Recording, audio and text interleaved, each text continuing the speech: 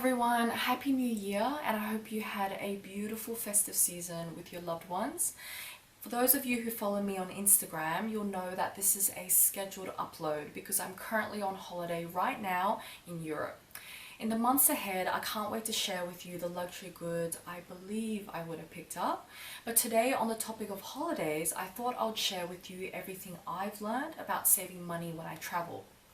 Including this holiday right now, I've been to 39 countries, and since I was 18, I've planned all of my trips from scratch rather than buying a package from my local travel center. I suppose, like most industries, if you cut out the middleman and you go straight to the source, you can generally be looking at lower prices because there's no third-party markup. So if you enjoy planning and you do want to save some money, ideally to put aside for maybe some luxury shopping, then I do hope you find today's video useful. And of course, I'm sure we all have our own ways of trip planning and saving money, so feel free to share your advice for me in the comments below. So today I want to share with you 30 trip planning tips under 4 topics: how to be efficient, how to plan, save, and how to pack. For those of you who've watched my How to Buy Designer Goods for Less video, you may remember me mentioning that there's a proportional relationship between time and money, where if you want to save more of the latter, you have to invest more of the former. Of course, another factor which affects how much money you can save is also your own personal level of comfort and what expensive privileges you're willing to give up on. So for example, we all know that if you stay in hostels and you couch surf, you can save a ton of money. But I personally can't repeat all of that, which I used to do back in my early 20s. So thank you so much for tuning in. We're at the beginning of a brand new, exciting, beautiful year. Let's get into it. If you're visiting more than one city or more than one country, it's worth considering the order in which you string together your destination so that it's as efficient as possible, presenting you opportunities to save time and/or money. First, I like to consider temperature and group together all of the hot or cold climates. Not only does this mean less climatizing for your body and less chance of getting sick, it also means that you can wear the same clothes for a period of time, and upon entering a new climate, discard, donate, or snail mail those clothes back home because you no longer need them. This keeps your luggage as light as possible, and getting rid of the old makes room for the new, your holiday shopping. For those of you who've watched my spring cleaning video, you'll know that I go on all of my holidays with only the rejected clothes and rejected accessories from my wardrobe, whether it be shoes or scarves, and I discard these as I buy, so that I return home with a brand new wardrobe but without increasing my luggage size. I've simply swapped old for new. Link to the first tip, and if you are planning to do a lot of shopping, try to plan your holiday so that your shopping city is the last destination. This means that prior to the last city, you're only picking up small souvenirs, which keeps your luggage minimal. This is not only easier, faster, and safer to handle, but it also saves you money because you're not paying baggage check-in fees, baggage holding fees, etc. Now, when you have finished all your shopping and you have all these new additional bags, they're usually complimentary because your international flight home has a much higher luggage allowance. Plus, the only pain you experience trying to manage all your bags is that you're traveling from your hotel room to the airport. Short and sweet. Speaking of the final destination, is it the same or different from the city in which you first arrived? Return flights are bang for buck, but they can be limiting as they require you to fly home from the city in which you started your holiday, which may not work if your itinerary has taken you quite far away, and then you have to waste time to fly all the way back to that same city. So with us, unless our itinerary takes us in a circular manner, we generally prefer instead to buy 2 separate one-way flights based off where we start and finish our travel path. Also, be careful that many large cities have up to 5 airports, so triple check you're headed to the correct one. Finally, although I've talked a lot about flights, in developed countries you're spoiled for choice when it comes to your mode of transport, and each have their own advantages. While airplanes are the fastest in action, never underestimate the amount of time lost in the check-in and security process. Plus, you have to always arrive early before your flight, and the time taken for you to get to the airport and return, because they're always located a far distance from the city. In my experience with international flights, I find that all those factors combined mean you can lose at least 4 to 6 hours on top of the real traveling time. On the other hand, high-speed trains arrive and depart in the heart of the city, only a short distance from your accommodation or your next mode of transport if you're connecting on. While they're at a quarter of the speed of airplanes, it means scenic views, larger seats, electricity ports so you can be productive, and it's a lot cheaper for you to reach your local train station than for you to reach a faraway airport.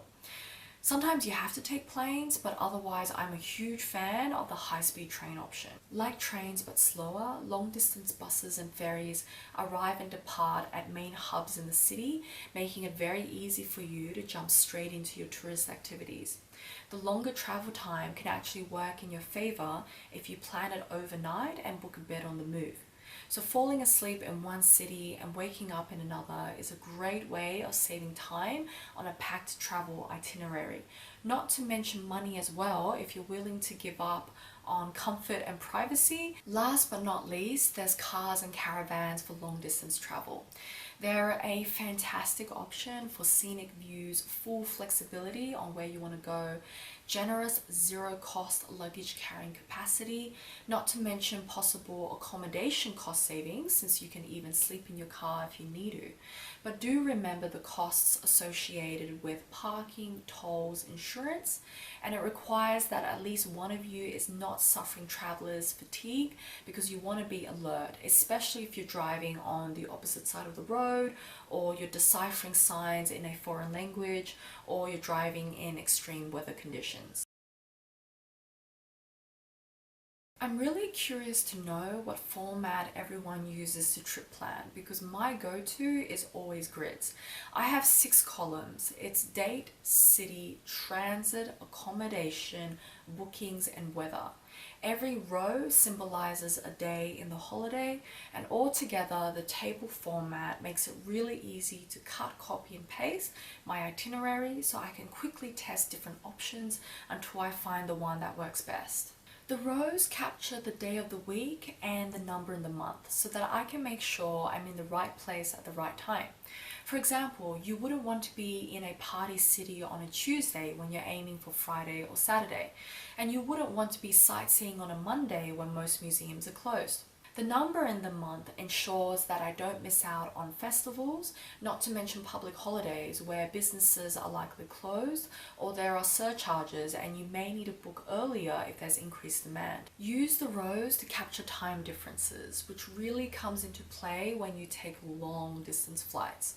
For example, myself going to Europe from Australia, even though it's a 24-hour flight, I arrive on the same day, but when I return home, I'm 2 days forward thanks to the time difference. Be very careful with travel around midnight. It can be extremely confusing as to which day it falls into. I generally find that it's cheapest and most efficient for you to travel early in the morning rather than later in the day. You naturally have to check out of your accommodation, so it makes sense to just move straight on to your next destination.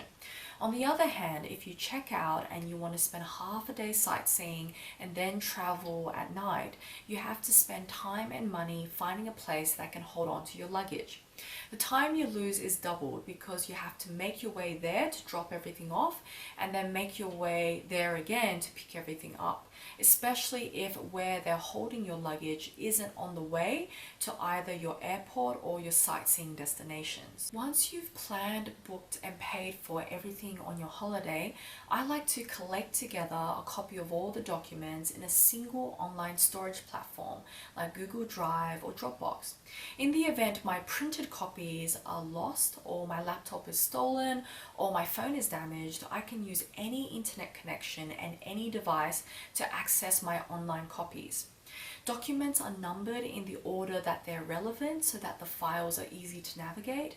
And I like to include in this bundle a copy of my travel insurance policy and also a photocopy of my passport, so that in the event my real passport is lost or stolen, I have temporary identification. Finally, every country has scams targeting tourists, so you may want to do a quick read online of the popular scenarios so you can identify the warning signs if someone approaches you. I unfortunately did not do this, so I had my bag stolen on my very first day in South America because I fell prey to a super common bird poo scam. You may also want to check out your country's official international travel advice, because the government logs world events which affect security levels, and it would also mention the vaccinations you need, especially if you're visiting a developing country. Finally, consider registering your trip itinerary with the Department of Foreign Affairs. So if unfortunately you do encounter a disaster or attack while on holiday, the government knows where you are and they know to look for you. I'm now going to be sharing with you 11 tips for how to save money from the early trip planning stage through to when you're in holiday mode. Flight search engines are not created equal. In Australia, I find that Skyscanner or I Want That Flight produce cheaper competitive prices than your mainstream websites like Webjet and Flight Centre. As a side note, I just want to mention that you should triple check your name is spelled exactly the way it is on your flight ticket as your passport, because every agency will charge you hundreds of dollars to fix spelling errors, or even require that you buy a whole new ticket and not refund your old one. Get yourself a travel credit card. This means no currency conversion fees, no foreign transaction fees, even no annual fee. If there is an annual fee, I find that as long as you call up and threaten to cancel, they'll waive it for you. If you have a fancier card, they'll give you points for your spending, which you can redeem for free accommodation or flights.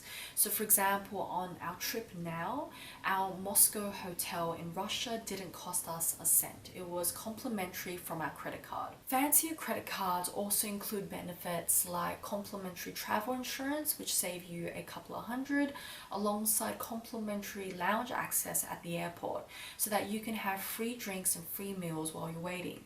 Some of those facilities include showers free of charge so that you can also freshen up. When booking anything online, check whether it qualifies for cashback. You would have heard this tip in my How to Buy Designer Goods for Less video, since it also applies to luxury shopping. For example, you can get 8% off at booking.com for hotel accommodation. If you're in a city for multiple days, check out what transport bundles are on offer, as they can present savings compared to paying a separate fare every time you travel. Generally, the longer the period, the greater the savings, but only if you're actively using buses, trains, and ferries. If you're not that active, you can consider buying a day pass, and on that one day, tackle a lot of the attractions that are far away, so that you can save money since you have unlimited transport. Then on your other days, you can check out the attractions which are only a walking distance away or a short ride away, so you minimize your transport costs. Daily water is a small cost which can easily add up, especially if it's not safe to drink tap water and you don't have the time to boil it. When I arrive in a new city, my first objective is to find the biggest tank of water possible, say 5 liters. And every morning before we head out and start touristing, I fill up my own reusable water bottle. It's a lot cheaper buying bulk water from your local supermarket, which can last you and your travel partner for several days, rather than you just buying tiny water bottles at every tourist trap. $3 a bottle, 5 or 6 times a day, that really adds up. Meals take time out of your day and money out of your budget, so we like to skip breakfast and just have lunch and dinner at formal establishments. The rest of the day is unlimited snacking, so you can still sample as much foreign food as you like. It's just that you're saving time because you're eating on the go, and also you're saving money because those portable foods don't carry a service charge or venue charge. In a super expensive city where your dollar isn't buying as much as it normally does, don't forget that you can save on food by buying affordable, ready-to-go meals from your supermarket, or vegetables, bread, and cured meats, which you could easily assemble in your own room without cooking equipment. I find that going super cheap on some meals allows you to go crazy expensive in others without blowing your general budget. Save on laundry costs by carrying with you a small allowance of washing powder and a laundry bag for washing delicates. If you're changing cities every few days, I like to book accommodation with a washing machine at least once a week so that I can do the laundry for free. In developing countries, only exchange currencies at major institutions to avoid being given fake currency. Whether you're in a first world or third world country, check every single note you're given to make sure they're not damaged in any way, because a lot of places will not accept notes which are ripped or colored or marked. Plan your shopping and whether the value would trigger declaration at customs. For example, in Australia, if the value of your goods exceeds $10,000, you must declare it. And so you want to keep your shopping haul underneath that, or else you're going to be paying an extra 10%. If you've done a lot of shopping, so much so that it exceeds the luggage allowance for your international flight, consider sending it home by sea. It will take roughly a month, so it needs to be items you don't need urgently, but it can be a lot cheaper than you paying for an additional checked bag at the airport. In this last section, I'm going to cover 9 items which I believe add a lot of value to your holiday or are easy to forget but often needed. Check whether the country you're visiting requires a tourist visa. Leave yourself at least 2 months to sort it out, as there may be many steps involved. If you plan on driving a car, motorbike, or scooter overseas, check whether the country you're visiting requires you to have your international driver's license. For example, Australians visiting New Zealand can get away with only their local domestic driver's license, but other country you do need to have your international driver's permit. Linked to my previous point, no matter what, bring along your local domestic driver's license, because many countries will require both domestic and international for you to hire their vehicles. As I mentioned earlier on, and it's probably because I don't have kids, I'm a huge fan of the small carry-on luggage bags and a backpack, both of which are free allowance for most airlines, although beware, budget planes are now limiting you to only one piece. Even when my husband and I spent 70 days traveling across the United States, all we ever had on us at any point in time were those 2 bags. You may think that this is not possible, but don't forget that it's in conjunction with my other strategies. As I mentioned earlier on in this video, throwing old clothes along the way and also leaving your shopping city last. My third tip is for you to check whether you have a friend or friendly Airbnb host in your last city. If they agree to give you their shipping address, you can routinely mail them your shopping so that you can keep your luggage as light as possible, and all they have to do is sign for the package, leave it in a corner until you arrive to pick it up, ready for your international flight home. I always believe it's worth strategically minimizing your luggage because it's easier, lighter, faster, safer for you to maneuver on the go. It makes you less of a target to pickpockets and also to customs if you're crossing borders. These days, everyone tends to use international power converters, but my husband and I like to go one step further and also pack a power board.